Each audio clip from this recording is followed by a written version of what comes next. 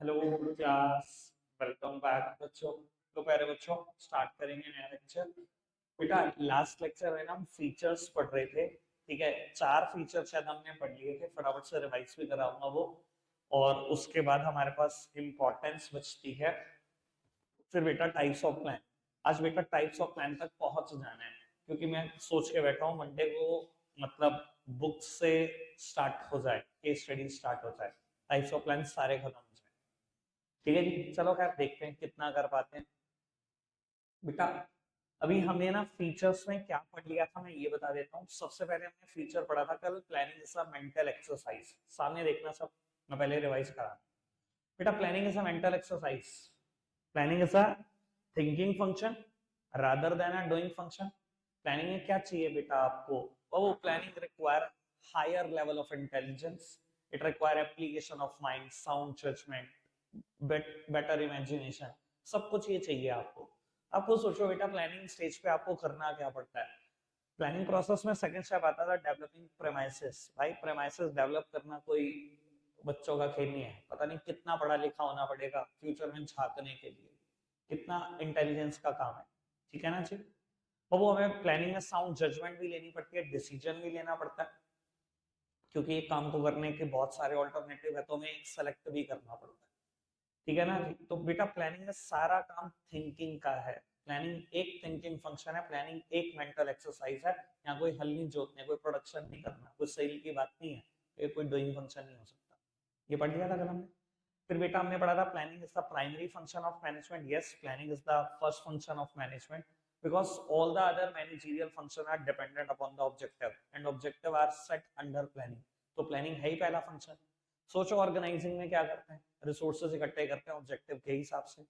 Staffing में क्या करते हैं, ह्यूमन रिसोर्सेज रिक्रूट करते हैं ऑब्जेक्टिव के हिसाब से। डायरेक्टिंग में क्या करते हैं, प्रोडक्शन करते हैं ऑब्जेक्टिव के हिसाब से। कंट्रोलिंग में क्या करते हैं, कंपेयर करते हैं एक्चुअल परफॉर्मेंस को ऑब्जेक्टिव के साथ।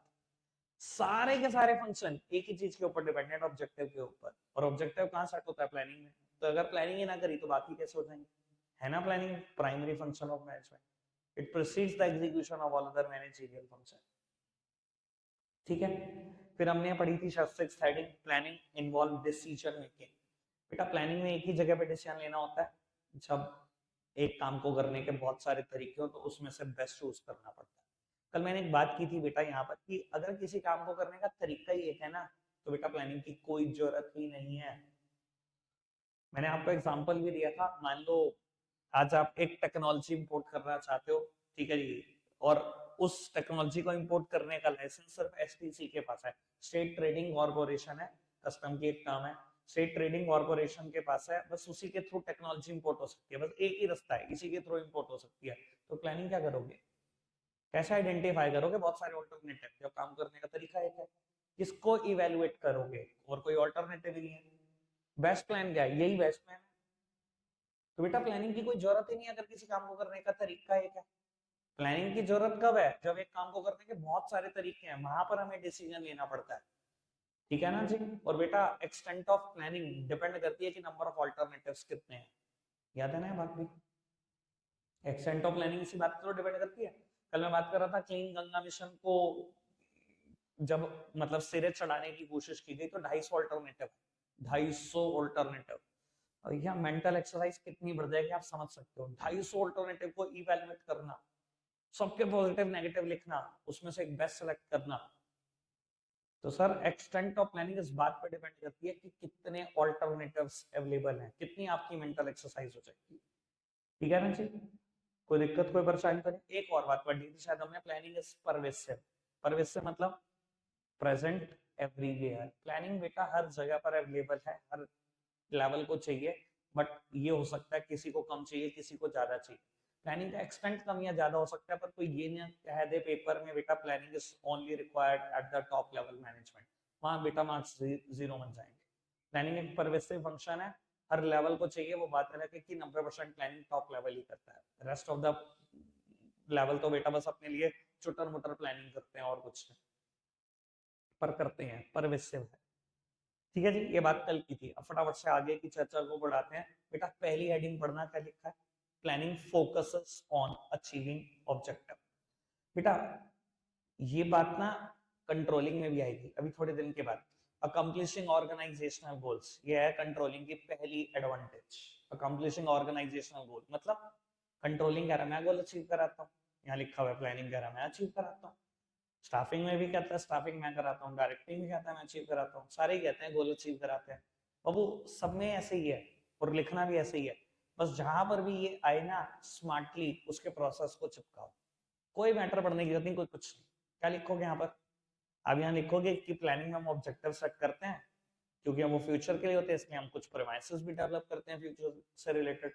उसके बाद हम बहुत सारे ऑल्टरनेटिव को आइडेंटिफाई करते हैं, इवेलुएट करते हैं, उनमें से बेस्ट सेलेक्ट करते हैं। उसके बाद उसको इम्प्लीमेंट करते हैं और कंटिन्यूअस मॉनिटर करते हैं। अगर ये सब नहीं करेंगे तो कैसे ऑब्जेक्टिव अचीव होंगे? स्मार्टली क्या करा, प्रोसेस कोई लिखा वही लिखना है। क्लियर अच्छी बात? आगे बढ़ जाए। वो एक हेडिंग आई होगी प्लानिंग इज फ्यूचरिस्टिक, ठीक है जी। प्लानिंग इज फ्यूचरिस्टिक मतलब planning is always done for the future, never done for the past. बेटा प्लानिंग में एक फॉरवर्ड लुकिंग फंक्शन है, आगे देखने की बात है, आगे झांकने की बात है।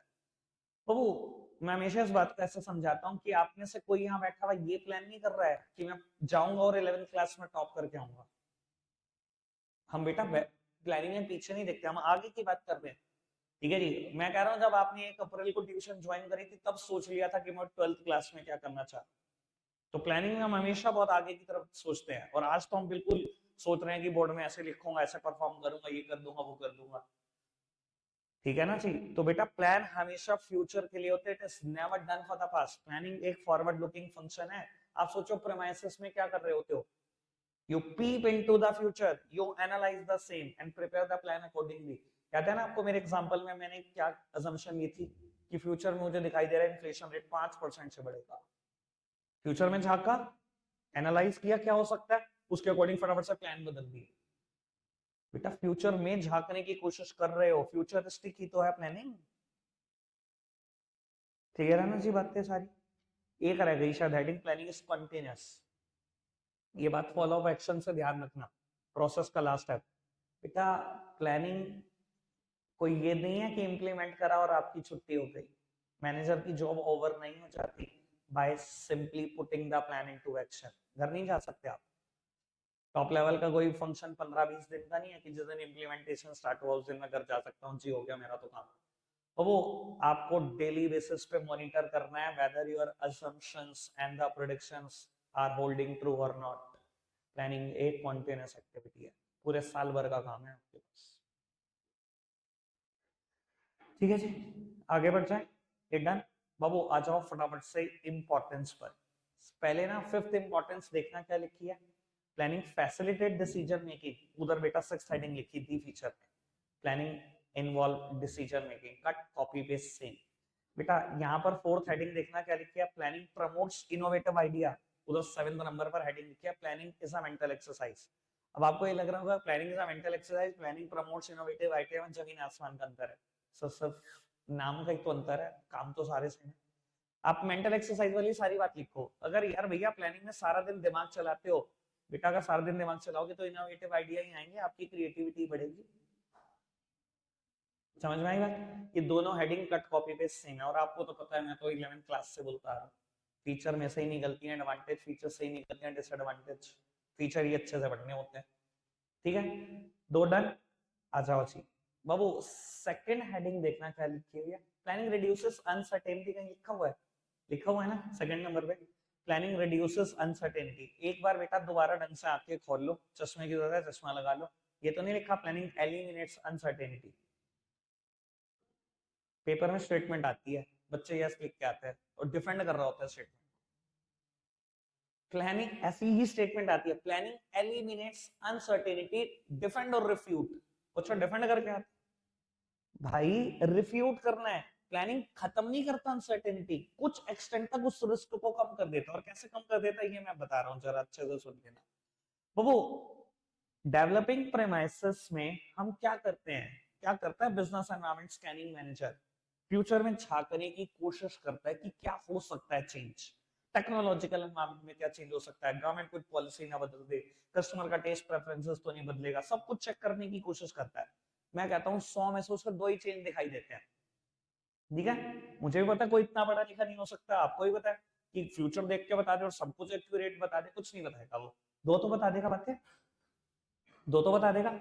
अगर उसने 100 में से वो दो बातें बता दी जो फ्यूचर में हो सकती हैं, तो आपको नहीं लगता कि 2% से तो हमारा अनसर्टेनिटी का रिस्क कम हो गया? अनसर्टेनिटी क्या है? Lack of knowledge about the future, that what will going to be happen in future, कि फ्यूचर में क्या हो जाएगा मुझे ये नहीं पता, लेकिन प्लानिंग की वजह से 2% रिस्क तो कम हो ही जाता है अनसर्टेनिटी का। 2% तो पता लग जाता है कि फ्यूचर में ये हो सकता है। तो प्लानिंग अनसर्टेनिटी के रिस्क को कम करती है, खत्म नहीं करती, सिर्फ कम करती है, वो भी 2-4%। क्या बात समझ में आई अच्छे से? पक्का? आगे बढ़ जाए। 6th नंबर पर एक हेडिंग लिखी गई है, planning establishes standard for controlling. वैसे मैंने अभी कंट्रोलिंग कराया नहीं, पर अगर आपको याद हो तो एक हेडिंग आती थी, controlling is blind without planning. ये हेडिंग पूरी यहाँ पर एक्सप्लेन की जा सकती है, मैं बता देता हूँ। बेटा कंट्रोलिंग में क्या होता है, एक्चुअल परफॉर्मेंस को हम कंपेयर करते हैं विद स्टैंडर्ड्स, एक्चुअल परफॉर्मेंस को कंपेयर करते हैं विद स्टैंडर्ड। प्लानिंग की हम इंपॉर्टेंस पढ़ रहे हैं, प्लानिंग की इंपॉर्टेंस अच्छे से पता है कब समझ में आती है, जब ये सोचो कि जिंदगी में प्लानिंग नहीं है। अच्छा एक बात बताओ, ऑर्गेनाइजेशन में आज पहले दिन मेरे पास एक एम्प्लॉय आया, पहले दिन 15 यूनिट बनाकर गया, दूसरे दिन आया 20 यूनिट बना के गया, तीसरे दिन आया 18 यूनिट बना के गया, चौथे दिन आया 25 यूनिट बना के आया। मुझे कैसे पता लगे कि कितनी सफिशिएंट है?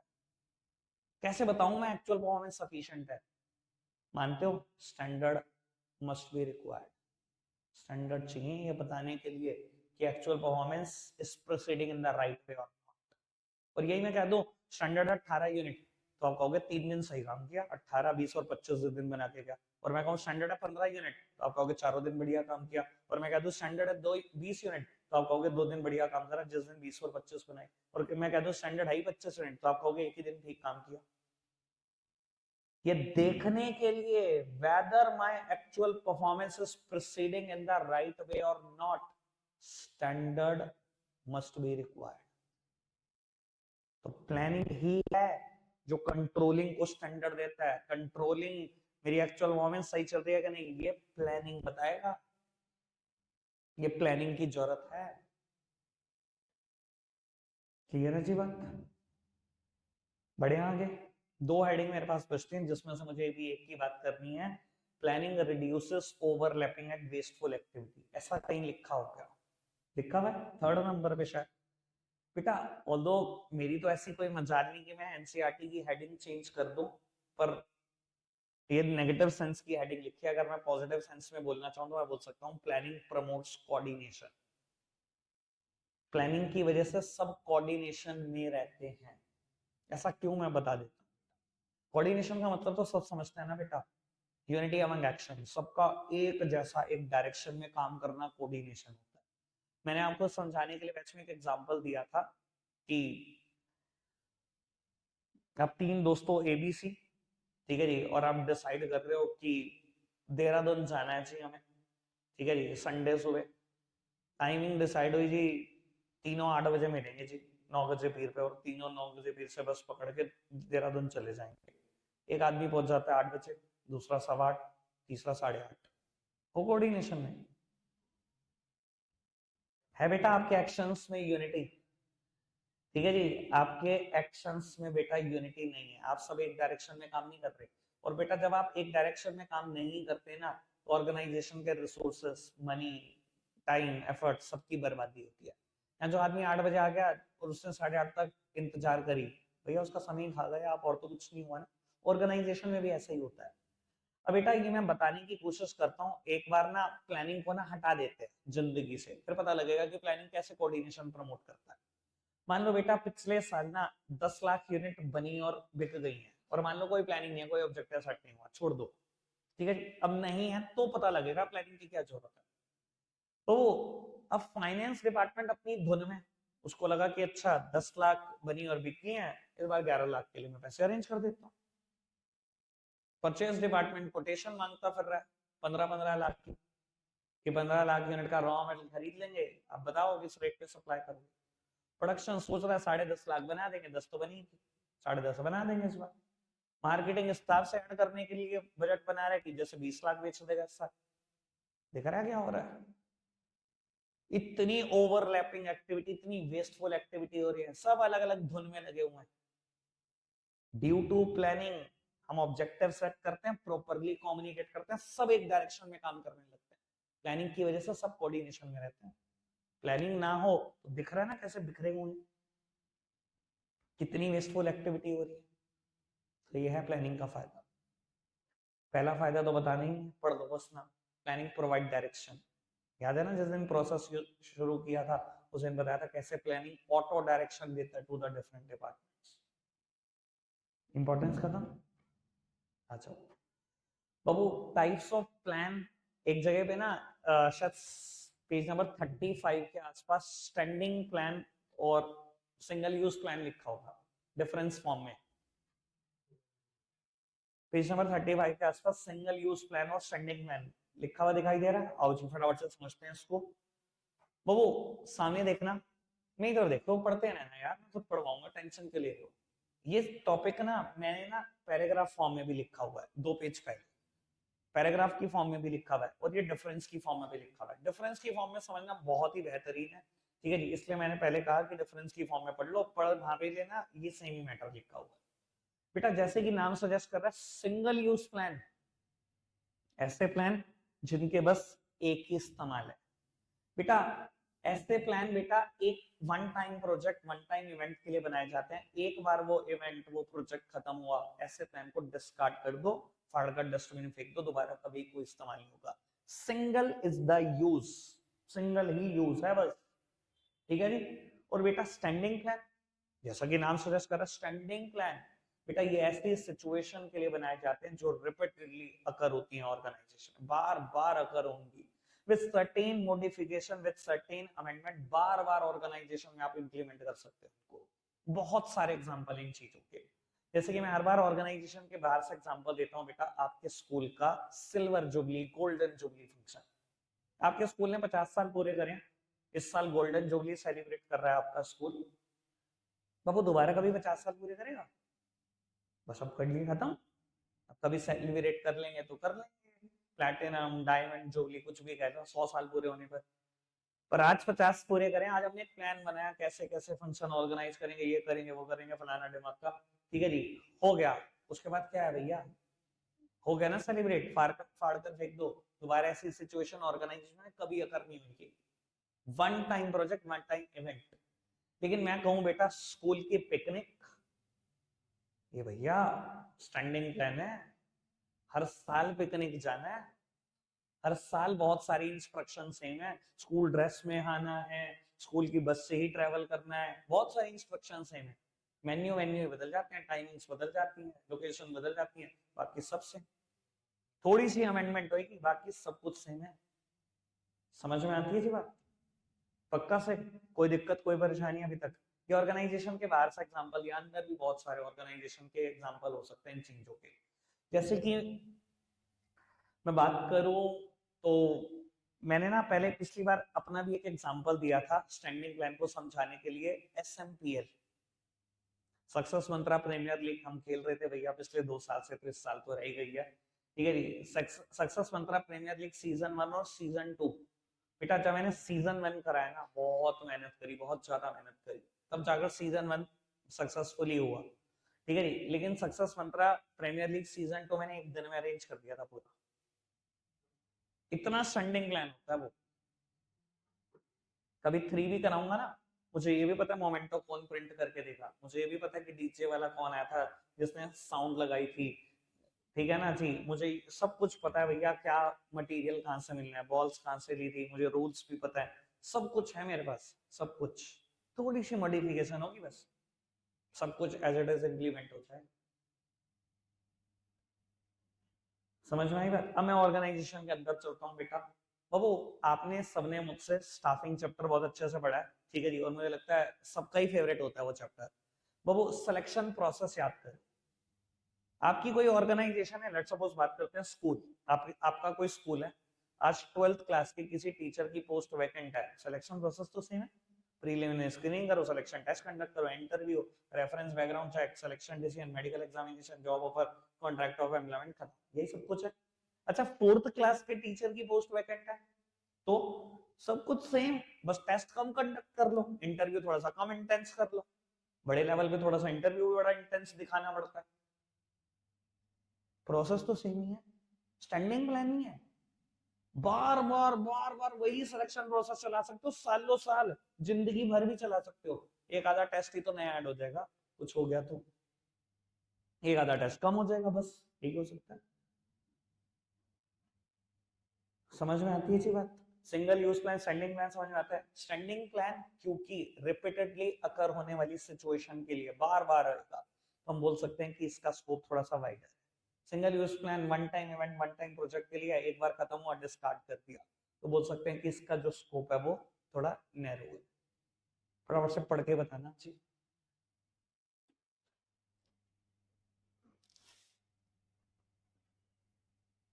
कोशिश कर रहा हूँ 2 टाइप्स ऑफ प्लान खत्म हो जाए, देखते हैं कितना खत्म कर पाएंगे। मैं चाह रहा हूँ कि मैं कल दोबारा रिपीट ना करूँ, थोड़ा सा स्पीड पकड़ूंगा, आराम से समझते जाना। बेटा मेरे पास टोटल 8 टाइप्स ऑफ प्लान है, जिसमें से बेटा मैं 6 को पेयर की फॉर्म में पढ़ाता हूँ, ठीक है ना जी? क्योंकि इन दो चीजों के बीच में रिलेशन है, तभी इनको पेयर की फॉर्म में पढ़ाया जा सकता है। सबसे पहले पॉलिसी वर्सेस रूल्स, मैं कुछ लिख देता हूँ।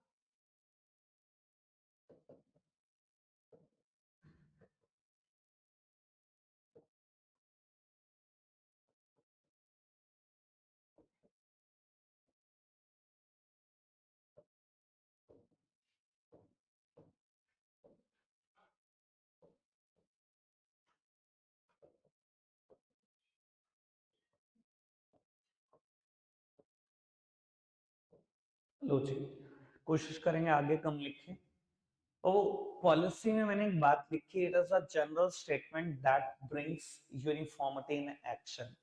बेटा सबसे पहले एक बात, बाबू पॉलिसी में एक वर्ड आता है यूनिफॉर्मिटी, यूनिफॉर्मिटी समझते हैं? यूनिफॉर्म, यूनिफॉर्म वर्ड से बना है बेटा यूनिफॉर्मिटी। जब हम यूनिफॉर्म पहनते हैं ना बेटा, तो सब एक जैसे हो जाते हैं। तो बेटा अपने एक्शन को एक जैसा करने के लिए ना हम पॉलिसीज लाते हैं, अपने एक्शंस को बिल्कुल एक जैसा दिखाने के लिए। जैसे कि कई बार बेटा हम किसी दुकान को विजिट करते हैं, हम देखते हैं बेटा उन्होंने एक प्रिंट आउट निकाला हुआ है, उस पर लिखा हुआ है नो क्रेडिट, मतलब ये उनकी पॉलिसी है कि वो किसी को उधार नहीं देते। आप वीआईपी हो, वीवीआईपी हो, घर बैठो, उधार किसी के लिए नहीं है तो किसी के लिए नहीं है, ठीक है जी। या कई बार हम देखते हैं ऐसा लिखा होता है फिक्स्ड प्राइस शॉप, ये भी उनकी पॉलिसी है कि सबके लिए प्राइस फिक्स्ड है, किसी से कोई बार्गेन नहीं करना, कोई सिरदर्दी नहीं है जी, बिल्कुल फिक्स प्राइस है हमारे। समझ में आ रही है बात? आओ जी फिर यहाँ पढ़ते हैं रूल्स में क्या लिखा है मैंने। It is the specific statement that tell us what is to be done और what is not to be done.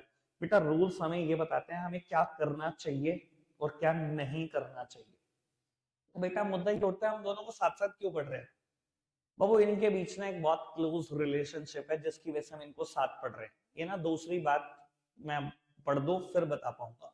यहाँ पर मैंने एक बात लिखी कि पॉलिसी जनरल स्टेटमेंट है, जबकि यहाँ पर मैंने बात लिखी कि ये एक स्पेसिफिक स्टेटमेंट है। क्या फर्क है इन दोनों में?